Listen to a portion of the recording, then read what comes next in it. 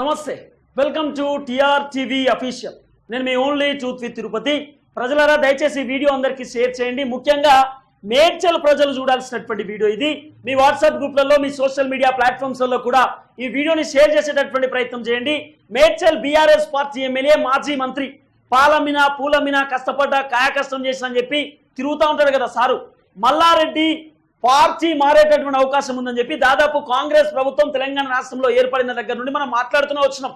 మల్లారెడ్డి బీజేపీకి పోయేటటువంటి అవకాశం ఉండొచ్చు, కాంగ్రెస్లోకి పోయేటటువంటి అవకాశం ఉండొచ్చు, టీడీపీ పార్టీ అధ్యక్షుడు లెక్క తెలంగాణ రాష్ట్రంలో వ్యవహరించేటటువంటి అవకాశం ఉండొచ్చు, రాజకీయం నుండి సన్యాసం తీసుకునేటటువంటి అవకాశం ఉండొచ్చు అంటే కూడా పెద్ద ఎత్తున చర్చ వినబడ్డది.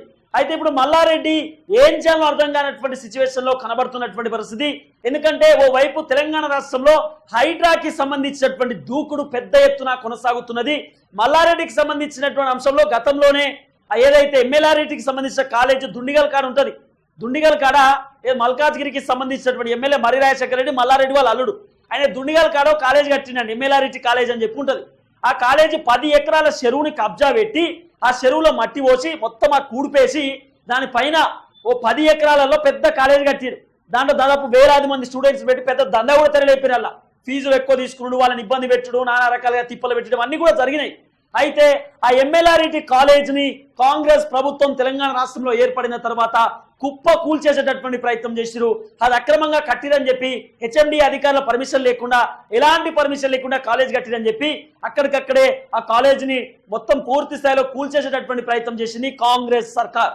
అయితే తర్వాత మల్లారెడ్డికి సంబంధించినటువంటి మెడికల్ కాలేజ్ ఏదైతే జవహర్ నగర్ దగ్గర ఆయన ఉన్నది కదా, ఆ కాలేజ్ దగ్గర కూడా పోయి పూర్తి స్థాయిలో ఆయన శ్మశాన వాటికలో కట్టినటువంటి రోడ్డుని కూడా కూల్చేసేటటువంటి ప్రయత్నం చేసిరు స్థానిక కలెక్టర్, అట్లనే హెచ్ఎండిఏకి సంబంధించినటువంటి అధికారులు. అయితే మల్లారెడ్డి ఏం చేసిండు, రేవంత్ రెడ్డి సార్ నా పైన దూకుడు పెంచిండు, నన్ను 30 తిప్పలు పెడతా ఉన్నానని చెప్పి మెల్లగా కర్ణాటక ఉప ముఖ్యమంత్రి డీకే శివకుమార్ దగ్గర ఉరికి సార్ రేవంత్ రెడ్డి సార్ దూకుడు తగ్గించమని చెప్పాను సార్, ప్లీజ్ సార్ పుణ్యం ఉంటుంది, నేను ఇబ్బంది పడతా ఉన్నా, నేను కాంగ్రెస్ పార్టీలో ఓదమంటే కూడా నన్ను రానిత్తలేరు, 100 కోట్లు ఇచ్చి వస్తా అంటే కూడా నీ పైసలు వద్దురా నాయన అని చెప్పి నన్ను నిలబడుతున్నారు సార్, ఏదో ఒకటి చేయరని చెప్పి డీకే శివకుమార్ దగ్గరికి పోతే డీకే శివకుమార్ చేతులు ఎత్తేసింది, నాకు సంబంధం లేదు, కేవలం అసెంబ్లీకి సంబంధించిన ఎన్నికల ప్రచారంలో మాత్రమే నేను వచ్చినా తప్ప అంతకు మించి నాకు ఎలాంటి సంబంధం లేదంటూ కూడా డీకే శివకుమార్ చాలా క్లియర్ కట్ గా ఆయన మల్లారెడ్డి చెప్పిండు.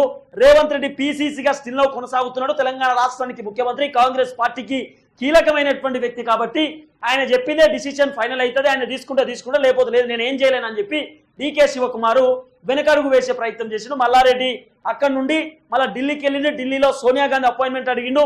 సోనియా గాంధీ కాంగ్రెస్ పార్టీ ఎమ్మెల్యేలనే కలవదామే, ఈయన ఎడగలుగుతుంది, సో పర్మిషన్ లేదు. తర్వాత రాహుల్ గాంధీ అపాయింట్మెంట్ అడిగితే రాహుల్ గాంధీ మల్లారెడ్డి గురించి పూర్తి స్థాయిలో తెలుసుకున్న తర్వాత సీసీ ఆయన దగ్గర రానియకూడదని చెప్పిండట. ప్రియాంక గాంధీని కలవడానికి నానా రకాలుగా ప్రయత్నాలు చేసిండు, ప్రియాంక గాంధీ కూడా అపాయింట్మెంట్ ఇయ్యలే. ఇప్పుడు ఏం చేయాలో అర్థం కాని సిచ్యువేషన్ లో కొన్ని రోజులు భారతీయ జనతా పార్టీలో పోవడానికి కూడా డ్రామా ప్లే చేసిండు. నేను బీజేపీలోకి వస్తా ఉన్నా, దయచేసి నేను తీసుకోండి అని చెప్పి ఈటల రాజేందర్తో, బండి సంజయ్తో కొన్ని కీలకమైనటువంటి భేటీలు కూడా జరిగింది, ఫోన్లలో డిస్కస్ చేసిన అనేటటువంటి చర్చ కూడా ఆ మధ్యలో పెద్ద ఎత్తున చర్చలు నడిచినాయి. అయితే మల్లారెడ్డి పార్టీ మారడానికి గల కారణం ఏంటంటే ఇప్పుడు హైడ్రా ఏదైతుందో ఎవరెవరైతే అక్రమంగా కట్టినటువంటి కట్టడాలన్నిటి కూడా కూల్చేసేటటువంటి ప్రయత్నం చేస్తున్నది. సో మల్లారెడ్డి కూడా మెడికల్ కాలేజ్లు, మల్లారెడ్డి ఫంక్షన్ హాల్లు, మల్లారెడ్డి డెవలపర్ కంపెనీలు, మల్లారెడ్డి స్కూళ్ళు, మల్లారెడ్డి ఇంటర్మీడియట్ కాలేజ్లు, మల్లారెడ్డికి సంబంధించి ఐఐటి క్యాంపస్లు, ఐటీ క్యాంపస్లు, తర్వాత అన్నీగా మల్లారెడ్డి హోటళ్ళు, మల్లారెడ్డి పబ్బులు, మల్లారెడ్డి పార్కులు, ఇవన్నీ కూడా మల్లారెడ్డి అధికారంలో ఉన్నప్పుడు, కార్మిక శాఖ మంత్రిగా ఉన్నప్పుడు ఆయన అక్రమంగా ప్రభుత్వ భూములను ఆక్రమించుకొని చాలా దారుణమైన రీతిలో ప్రవర్తించిండు. అనేకమైనటువంటి బిల్డింగ్లు ఆయన అన్లీగల్ గా కన్స్ట్రక్ట్ చేసేటటువంటి ప్రయత్నం చేసినట్టు కూడా పెద్ద ఎత్తున చర్చలు వినబడ్డాయి. మల్లారెడ్డి మా పార్కు కబ్జా పెట్టిండని, మల్లారెడ్డి మా భూములు కబ్జాలు పెట్టిండని చెప్పి చాలా మంది గిరిజనులు మల్లారెడ్డి పైన ఎస్సీ అట్రాసిటీ కేసు కూడా నమోదు చేయాలని పెద్ద ఎత్తున ప్రచారాలు కూడా చేసిర్రు, పోలీస్ స్టేషన్లో కేసులు కూడా పెట్టినారు. అయితే మల్లారెడ్డి మాత్రం నాకేం సంబంధం లేదంటూ కూడా చెప్పిండు. మల్లారెడ్డికి సంబంధించిన 600 ఎకరాలకు రైతు బంధు పడ్డటువంటి దాఖలాలు కూడా మనం చూస్తాం. ఈ 600 ఎకరాలలో డెవలపర్ కంపెనీలు, రియల్ ఎస్టేట్ కి సంబంధించినటువంటి వెంచర్లు ఉంటాయి, లేకపోతే ఈయన హోటళ్లు ఉంటాయి, పబ్బులు ఉంటాయి, పార్కులు ఉంటాయి, లేకపోతే ఈయన స్కూళ్ళు, కాలేజీలు, ఇవన్నిటికీ కూడా మల్లారెడ్డికి సంబంధించి అన్నిటికీ రైతు బంధు పడ్డది. కేవలం మల్లారెడ్డి 600 ఎకరాలలో 50 నుండి 60 ఎకరాలలోనే ఆయన వ్యవసాయం చేయించుకుంటాడు. అది కూడా కూలీలను పెట్టి, రైతు కూలీలను పెట్టి వ్యవసాయం చేపిస్తాడు. ఎందుకంటే వాళ్ళు తినడానికి వాళ్ళ బువ్వ కావాలి కదా, వాళ్ళ బువ్వ కోసం ఆయనే ఆ ప్రయత్నం చేశాడు. మిగతా అంతా కూడా ఆయన వెంచర్లు, రియల్ ఎస్టేట్కి సంబంధించిన వ్యాపారాలు, ఇవన్నిటికీ కూడా మల్లారెడ్డికి రైతు బంధు పడ్డది. అయితే మల్లారెడ్డి అక్రమంగా కట్టినటువంటి కట్టడాలను ఇప్పుడు రేవంత్ రెడ్డి ఫోకస్ పెట్టేటటువంటి అవకాశం కనబడతా ఉన్నది. అప్పుడు రేవంత్ రెడ్డి పీసీసీగా ఉన్నప్పుడు, రేవంత్ రెడ్డి ప్రతిపక్షంలో ఉన్నప్పుడు మల్లారెడ్డి అహంకారంతో, బలుపుతో, మల్లారెడ్డి నేను మంత్రి పదవి ఉందని అనేటటువంటి ఒక ఫకరుతోటి ఇట్లా తొడలు కొట్టుకుంటా రేవంత్ రెడ్డిని గాండు, సాలే, ఇది అదని చెప్పి తిట్టేటటువంటి ప్రయత్నం చేసిండు మల్లారెడ్డి. నానా రకాలుగా విమర్శలు చేసిండు.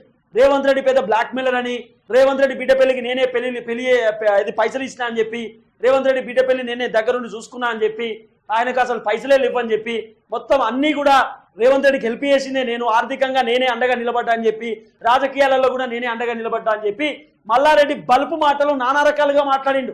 ఇప్పుడు మల్లారెడ్డి మాట్లాడినప్పుడు రేవంత్ రెడ్డికి ఇంతంత కూడా ఉంటుంది కదా కోపం, ఇంత కోపం ఉండదా రేవంత్ రెడ్డికి? నానా రకాలుగా ట్రై చేసిండు మల్లారెడ్డి కాంగ్రెస్లో పోదామని, కానీ రేవంత్ రెడ్డి సార్ దగ్గరికి రానియలే, ఇట్లా దగ్గరికి కూడా రానిచ్చేటటువంటి ప్రయత్నం చేయలేదు. కాబట్టి ఇప్పుడు మల్లారెడ్డికి ఏం చేయాలో అర్థం కాక నెక్స్ట్ టార్గెట్ మల్లారెడ్డి అనేటటువంటి చర్చ పెద్ద ఎత్తున వినబడుతున్నది.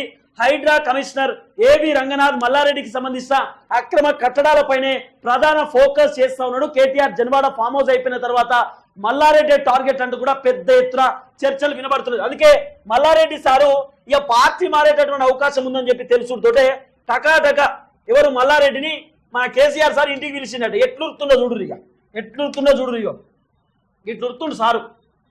పార్టీ మారుడని తెలుసుడుతోటే ఒకటే ఉరుకుడు మల్లారెడ్డి, టకాటక పోతూనే ఉన్నాడు. ఇక యో ఎట్లా పోతుండు చూడు సారు, ఒక్కడే పోతుండు. కేసీఆర్ ఇంటికి పోతుండు మల్లారెడ్డి, ఒక్కడే మాట్లాడుకుంటా చూసుకుంటా పోతుండు సార్.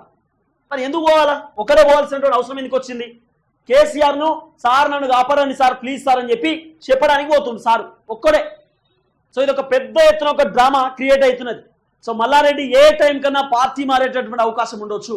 తన ఆస్తులను కాపాడుకోవడానికి, తను సేఫ్ జోన్లో ఉండడానికి కాంగ్రెస్ పార్టీ లేదా భారతీయ జనతా పార్టీలోకి మల్లారెడ్డి పోయేటటువంటి అవకాశం పూర్తి స్థాయిలో కనబడుతున్నటువంటి పరిస్థితి. సో చూద్దాం మల్లారెడ్డి ఎలాంటి కోణాలలో ముందుకు పోతాడు.